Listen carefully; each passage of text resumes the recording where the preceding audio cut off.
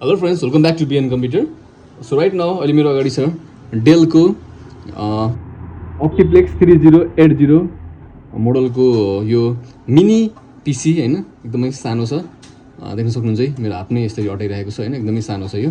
र यो चाहिँ तपाईको Core i3 मा छ, i5 पनि पाउँछ हैन, i3 छ र यो चाहिँ 10th जेनेरेसन हो हैन। सो यसलाई चाहिँ म अनबक्सिङ गर्दैछु हैन, डिएसेम्बल गर्दैछु। सो एकदम सिम्पल छ। म तपाईलाई यसभित्र चाहिँ कस्तो पार्ट्सहरु यसको कस्तो हुन्छ भनेर चाहिँ म तपाईलाई यसमा देखाउँदैछु हैन। र्यामहरु, हार्ड डिस्कहरु, let's check it out. So just there is only one screw हैन, यसलाई चाहिँ अनस्क्रु गर्नुस्।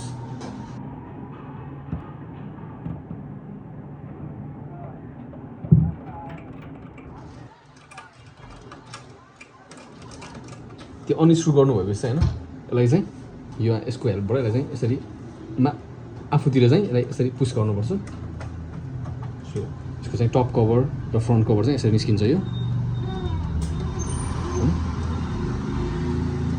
So after that you can see same like a laptop हैन। ल्यापटपमा जस्तै तपाईको चाहिँ ल्यापटपको हार्ड डिस्क छ यहाँ हैन। यो सिमोस ब्याट्री भइहाल्यो हैन, एकदमै सबै नानो चिपमा छ हैन। यो देख्न सक्नुहुन्छ यो दुईटा यो अडियो र माइकको लागि भयो, USB 3.2 भयो हैन। यता तपाईको चाहिँ 3.2, 3.0, 2.0 पनि छ, इथरनेट पोर्ट हैन, HDMI सबै तपाईको चाहिँ Optiplex 3080 माइक्रो PC हैन। 19.5 भोल्टको चाहिँ यो एडाप्टर लाग्छ यसमा चाहिँ। सो यसलाई निकाल्नको लागि चाहिँ हैन, यो हार्ड डिस्क देख्नु भयो, यसलाई चाहिँ ठ्याक्कै यहाँ चाहिँ एउटा लक छ, यसलाई चाहिँ यसरी अनलक गरेर यसरी चाहिँ सजिलोले निकाल्न मिल्छ हैन। कुनै पनि स्क्रुहरू ओपन गर्नु परेन हैन।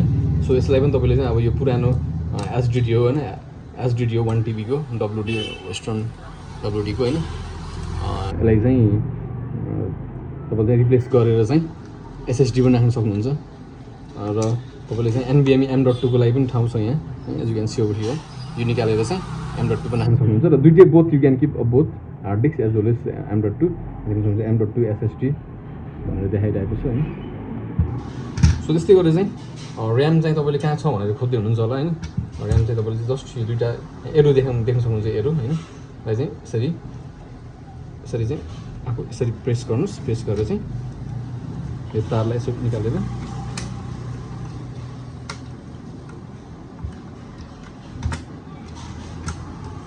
सजिलोले सिम्पली तरिकाले यो फ्यान पनि निकाल्न मिल्छ हैन।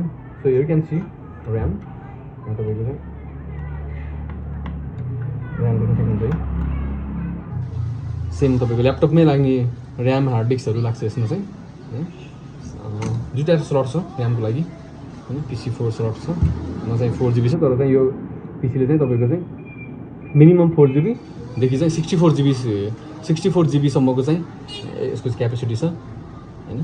र यो चाहिँ तपाईको वाइफाई कार्ड हो हैन, WAN कार्ड।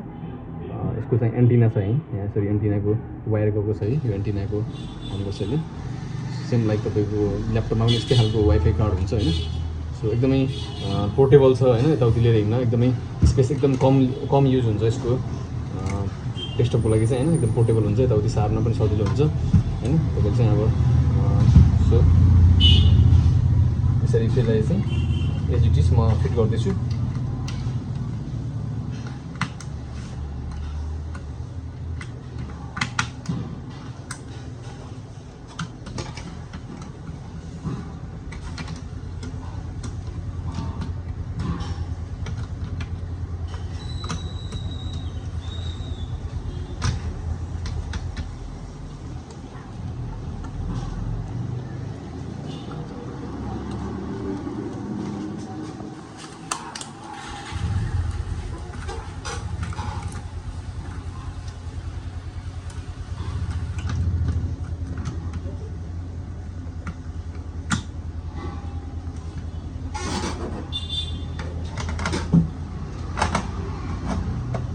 गरेपछि लास्टमा चाहिँ एउटा स्क्रुलाई यसो टाइट गरिदिनुस् हैन।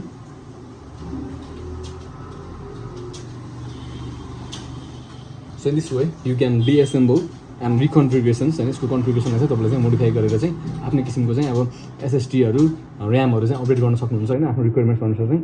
So this is very wonderful model of this Dell micro PC. So I hope you like this video, and thanks for watching, and see you guys in my next video. Bye bye.